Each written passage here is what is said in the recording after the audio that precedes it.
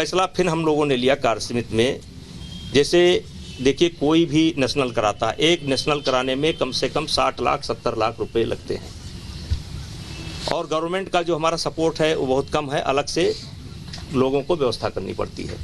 हर आदमी चाहता है कि हमारे गेम में ओलंपियन हैं या जो वर्ल्ड के मेडलिस्ट हैं वो आवें, जिससे आकर्षण बढ़े।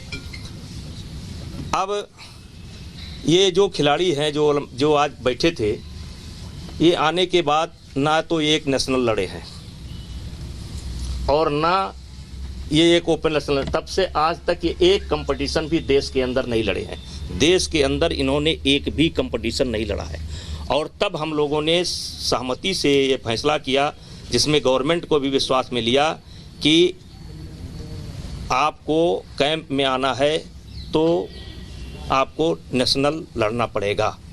और फिर बात हुई कि कुछ खिलाड़ी हैं जैसे कि वो नहीं, चलो इस साल नहीं लड़ पाए, कुछ ने ये कहा कि हम जान नहीं पाए, हमको पता नहीं था कि फेडरेशन ने ये नियम बना दिए, जान नहीं पाए। चूना लगाने वाली कंपनी के आईपीओ में निवेश करके पैसे के नुकसान से आप डर रहे हैं? बेस्ट आईपीओ निवेश करना चाहते हैं? फ्रीडम ऐप को डाउनलोड करें, आईपीओ निवेश में एक्सपर्ट बने। तो हम लोगों ने सरकार से कहा कि आपके ये टॉप के खिलाड़ी हैं, आप टॉप से इनका खर्चा दे दीजिए और इनका नाम हम डाल देते हैं। नाम हमने डाला भी, क्योंकि एक तरफ सरकार का दबाव है कि 4 खिलाड़ी ही कैंप में रहने चाहिए। तो 4 खिलाड़ी जो नेशनल जीत करके आए हैं, ये बता रहे हैं कि बार बार हमको वजन तोड़ना पड़ता है, तो बार बार आपको वजन तोड़ना पड़ता है, तो जो खिलाड़ी जीत करके आए रहे हैं उनको भी तो वजन तोड़ना पड़ता है। वो भी तो ओलंपिक का सपना देख रहे हैं, वो भी तो वर्ल्ड का सपना देख रहे हैं। ये सारी शिकायत मैं एक्सेप्ट करता हूँ, ये सारी चीज़ ऐसे तो कोई नहीं करने वाला है। बस यही है कि जांच होनी चाहिए और आगे हम पीएम सर और गृह मंत्री सर के पास जाएंगे और फिर अपना खुल के डिटेल्स बताएंगे और हाँ सारी चीजें। तो अभी के लिए बस इतना ही। और अरे ठीक है भाई साहब, पूरी हो जाने एक बार पूरी हो जाने दो। अरे हो चुका, प्लीज अब समझो नहीं, ऐसे माइक लगाए रखोगे तो समय भी चाहिए ना थोड़ा सा। अरे भाई साहब समझो आप। पहले हरियाणा की 2 टीम लड़ती थी, अब हरियाणा की 1 टीम लड़ती है। तो देखिए हरियाणा की 2 टीम लड़ती थी, ये सत्य है, और 2 टीम हरियाणा की नहीं लड़ती थी। 2 टीम लड़ती थी, जो फर्स्ट स्थान प्राप्त करती थी उसकी भी 2 टीम लड़ती थी, जो सेकंड आती थी उसकी भी 2 टीम लड़ती थी, जो तीसरे स्थान पर रहते थे उनकी भी 2 टीम लड़ती थी। हम लोगों ने महसूस किया इससे नागालैंड है, मिजोरम है, आसाम है, बंगाल है, जो कमज़ोर राज्य हैं उनके खिलाड़ियों को मेडल नहीं आ रहा है। बिहार है, झारखंड है, झारखंड को तो आ जाता है, कमज़ोर राज्य हैं, तो वो इतने दिन से गेम कर रहे हैं तो उनका भी तो मेडल आना चाहिए। इसलिए जनरल बॉडी की बैठक हुई, सबसे राय ली गई और तय किया गया कि अब कोई किसी प्रदेश की 2 टीम नहीं होगी, 1 टीम होगी। अब यहाँ पर सवाल उठता है कि हरियाणा की भी 1 टीम और मणिपुर की भी 1 टीम। तो हरियाणा हमारे लिए गौरव का विषय है, विशेष करके खेल में। आज देश को जो सम्मान मिल रहा है वो हरियाणा की वजह से मिल रहा है, तो हरियाणा का नुकसान ना हो। अगर हम 1 खिलाड़ी ही हरियाणा का लड़ाएंगे तो इसका मतलब कि हमने हरियाणा के साथ पक्षपात किया, क्योंकि दूसरा लड़ ही नहीं पाएगा। तो उसके लिए हमने ओपन नेशनल की व्यवस्था की कि अब कितना ही खिलाड़ी जा कर के लड़ सकता है।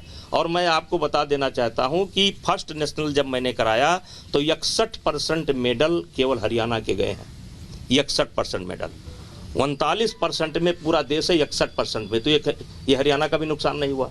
अब उनके खिलाड़ी आ गए, उनको भी हम कैंप में लेते हैं, उनको भी हम ट्रायल का मौका देते हैं। दूसरा, इन लोगों का आरोप है कि मनमानी करते हैं। हम कोई मनमानी नहीं करते हैं, हमारा दरवाज़ा खुला रहता है, हम सबसे बात करते हैं, इनसे भी बात करते हैं। ये भी 1 हफ्ता पहले बात करके गए हैं, यही बात करके गए हैं। साक्षी मलिक बात करके गई है। विनेश फोगाट जो मेरे ऊपर आरोप लगा रही हैं, भाई साहब कॉमनवेल्थ की ट्रायल हो रही थी और ऐसी स्थिति थी, उस कैसेट को उठा करके देख लीजिए। मैंने उस लड़की से जाकर के बोला, बेटा देखो मैं देख रहा हूँ कि तुम्हारा पॉइंट है, लेकिन अगर तुम बड़े खिलाड़ी हो, तुम थोड़े दिन सब्र कर लो, नहीं तो ये मेरे ऊपर आरोप लगा देगी कि मैंने जानबूझ करके हरवा दिया। 1 पॉइंट से जीत करके कॉमनवेल्थ गई हैं। तो क्या वो जो लड़के, नए लड़के जो चाहे वो किसी प्रांत के हों चाहे हरियाणा के ही हों, जो गार्जियन इस दिन से किनको खिला रहे हैं, पिला रहे हैं, उनको तैयारी करा रहे हैं, क्या उनको सबको रोक दिया जाए, केवल आपको मौका दिया जाए? तो मतलब आपका कहना है आरोप झूठे हैं, आपका कहना आरोप झूठे हैं, मौका नहीं दिया जा रहा है, मौका नहीं दिया जा रहा है, इसीलिए ये झूठे आरोप लगाए गए हैं। उन्होंने ये भी कहा है कि हमारी जान को खतरा है, यदि हमें कुछ हो गया तो आप जिम्मेदार होंगे। कि फेडरेशन की तरफ से जब वो पीएम मोदी से मिलके आई थी तो आप नाखुश थे और फेडरेशन के कुछ लोगों ने उनको फोन करके जान से मारने की धमकियां दी। आपका नाम नहीं, हमने पूछा भी, आपने दिया, उन्होंने बोला नहीं, लेकिन फेडरेशन की तरफ से आया है उनके पास। देखिए, फेडरेशन में दो तीन लोग काम करते हैं। एक विनोद तोमर जो भारत सरकार के आदमी हैं, ठीक है, एक दो उनके सहायक, और मैं आता जाता रहता हूं। तो जिस समय फेडरेशन के लोगों ने या किसी ने उनको धमकी दी तो मुझसे कह सकती थी, खेल मंत्री से कह सकती थी, पीएम मोदी से कह सकती थी, पुलिस को कंप्लेंट कर सकती थी। उस समय कोई वो नहीं किया। और आज जब ये सारी चीज़ें निकल करके आई हैं, मैं चाहता हूं कि अभी आपका सवाल एक एक करके जो पूछना हो, जो आरोप लगा, एक करके। आपका कहना सारे आरोप झूठे हैं, आपका कहना क्या है? जो ट्रायल्स आप बोल रहे हैं सिलेक्शन नहीं हो पाया, क्या उसी वजह से ये आरोप लगा रहे हैं सेक्सुअल हरासमेंट का नेशनल कैंप में? क्या ये आप पॉलिसी चेंज की वजह से ऐसा है क्या? सेक्सुअल हरासमेंट हुआ या नहीं हुआ? हाँ, कतई नहीं हुआ, कतई नहीं हुआ। एक भी सामना कर दे तो मैं फांसी पर लटक जाऊंगा। दूसरा सवाल ये है कि यदि नहीं हुआ है तो अब आप क्या करेंगे? आपका क्या कहना है उन लोगों, क्योंकि उन लोगों आप उनको बुलाएंगे मिलने के लिए? आप उन लोगों को मिलने के लिए बुलाएंगे या आप कोर्ट में जाएंगे या आप वहां आने के लिए? देखिए ऐसा है, पहले एक सुनिए, वो खिलाड़ी है, हम अध्यक्ष हैं। सामने वो खिलाड़ी हैं, हम अध्यक्ष हैं। हम उनसे मिलने के लिए ही आए थे।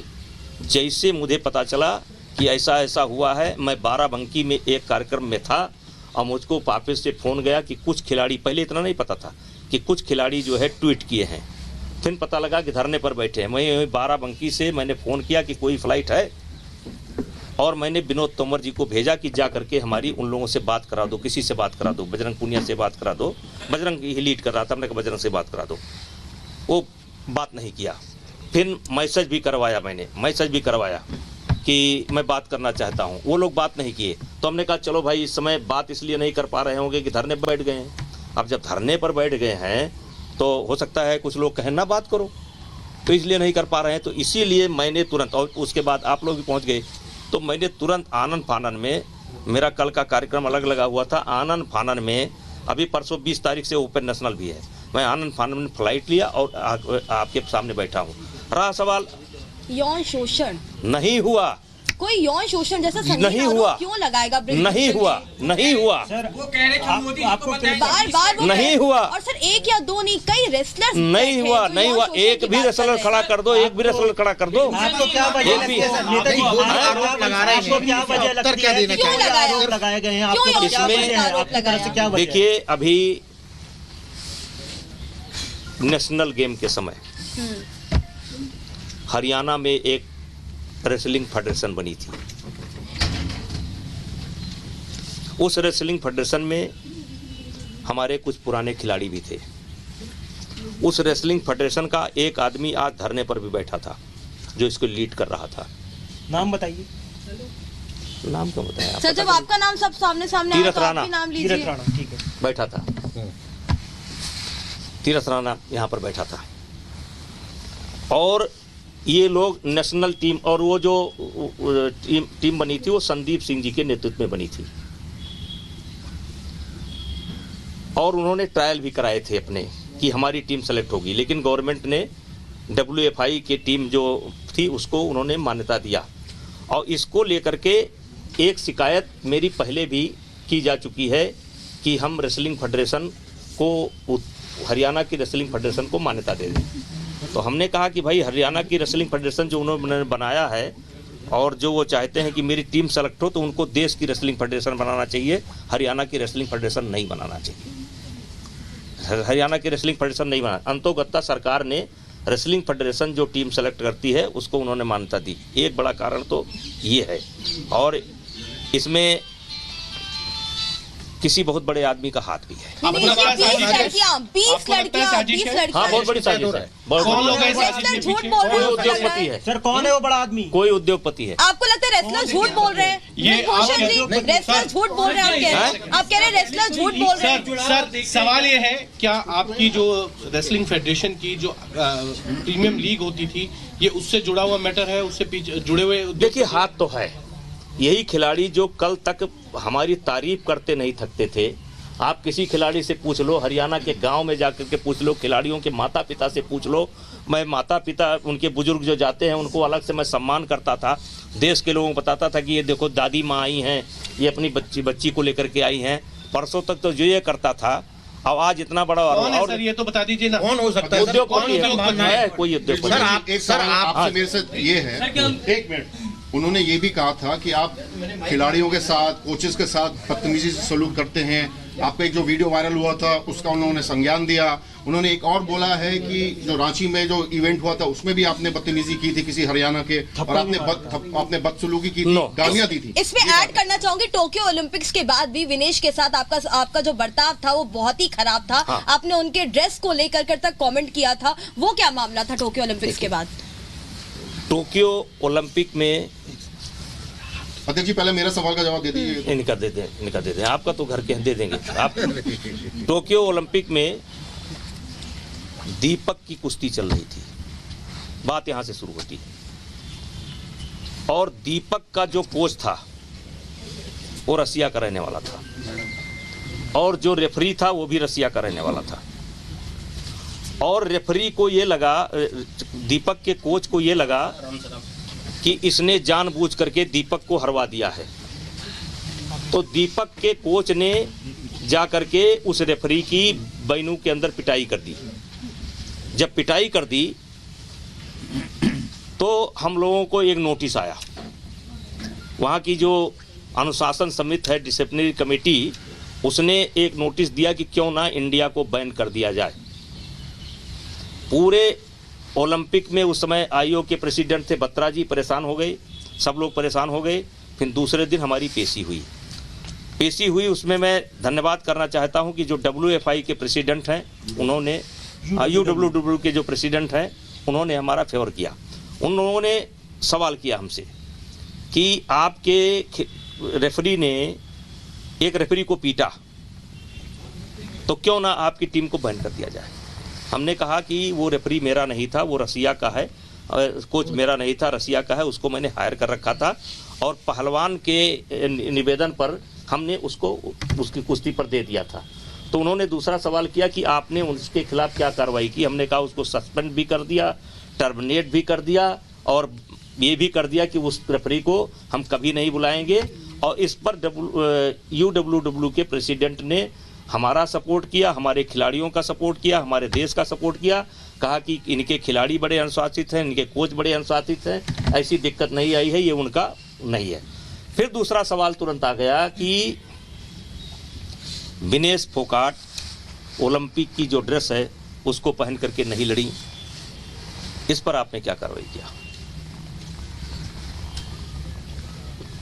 और फिर उन्होंने ये भी कहा कि आप पैसे के पीछे भगते हैं। मिस्टर तोमर को बुला लीजिए, पैसे के पीछे भगते हैं। पैसे के लिए आपने कंपनी का कस्टूम पहना, लेकिन अपने खिलाड़ी को आप जो है ओलंपिक का कस्टूम नहीं पहना सके, तो आप उसके खिलाफ क्या कार्रवाई कर रहे हो। हमने कहा आप जो बताइए वो हम कार्रवाई करते हैं। तो उन्होंने कहा कि हमने कहा कि हमने बोला कि हमने इसको नोटिस दे दिया है, और तब जा कर के हमारी जो है टीम बची। और जब हम यहाँ पर आए, थोड़ी गलती मुझसे हो गई, चूंकि मैं वचन दे चुका था उसको, मैं वचन दे चुका था कि मैं नोटिस दे चुका हूँ, और इसलिए मेरी मजबूरी थी कि मैंने नोटिस दिया। मेरी मजबूरी थी, क्योंकि मुझे पूरे टीम को बचाना था। 2 मेडल ओलंपिक के आए थे, उसको बचाना था। और विनेश फोगाट से मैं पूछना चाहता हूं कि ओलंपिक का जब एक ड्रेस होता है जो मान्यता प्राप्त होता है, तो क्या मजबूरी थी कि आप एक कंपनी का कस्टूम पहन करके लड़ी। मिसबिहेव किया था आपने क्या जब वो मिलने आई थी आपसे? हमने उसको इतना सपोर्ट किया है, उतना सपोर्ट किया है उसको, इतना सपोर्ट किया है कि हारने के बाद भी मैंने उसको सपोर्ट किया है, उससे खोज करके जा करके मिला। उन्होंने ये कहा है कि वो कॉस्ट्यूम खराब था इसलिए मैं फोर्स थी वो पहनने के लिए। और उन्होंने ये भी कहा कि आपने उनको बोला खोटा सिक्का। हाँ, और बहुत बहस भी हुई। नहीं, कुश्ती हारने के बाद वो मुझसे मिली थी, मैंने उसके सर पर हाथ रखा, चलो बेटा कोई बात नहीं है, परेशान होने की ज़रूरत नहीं है। बजरंग पूनिया की जब कुश्ती थी तब मैंने बजरंग पूनिया को बकअप किया। मेरा दुर्भाग्य है या सौभाग्य है कि हर खिलाड़ी को मैं पर्सनली मिल करके बकअप जरूर करता हूं, कुश्ती के पहले भी और कुश्ती के बाद भी। और विनेश फोगाट को मैंने जब कुश्ती हार गई थी तो स्पेशली जाकर के मिला था और उससे मैंने कहा था कि चलो परेशान होने की कोई बात नहीं, नसीब में नहीं। इसी विनेश फोगाट को जब वहाँ उस ओलंपिक में वहाँ जिसमें इसका चोट लगी थी रियो ओलंपिक में, ये रो रही थी और इससे ज़्यादा मैं रो रहा था। दुर्भाग्य है मेरा। सर क्या एक्शन लेंगे? क्या वजह है? जो आरोप आप उनको मनाने जाएंगे? सीधी जो आरोप लगा दिए गए हैं आप पर, आप उन्हें मनाने जाएंगे? आगे सुनिए, उनके पास जाएंगे क्योंकि वो साफ तौर पर अभी भी बोल रहे हैं, वो कह रहे हैं, जवाब है वो निराधार है, वो कह रहे हैं कि हम बड़े नेताओं के पास जाएंगे, हम प्रधानमंत्री के पास जाएंगे, हम गृह मंत्री जी के पास जाएंगे, हम शिकायत करेंगे। तो अब आपकी तरफ से क्या कुछ होने वाला, अब आप क्या करोगे? देखिए मैं तो बैठा हूँ यहाँ पर आकर के, अभी आप लोगों का सवाल का जवाब मैं आधा घंटा 1 घंटा जब तक आप लोग बैठे हैं तब तक मैं देता रहूंगा। चूना लगाने वाली कंपनी के आईपीओ में निवेश करके पैसे के नुकसान से आप डर रहे हैं? बेस्ट आईपीओ निवेश करना चाहते हैं? फ्रीडम ऐप को डाउनलोड करें, आईपीओ निवेश में एक्सपर्ट बने।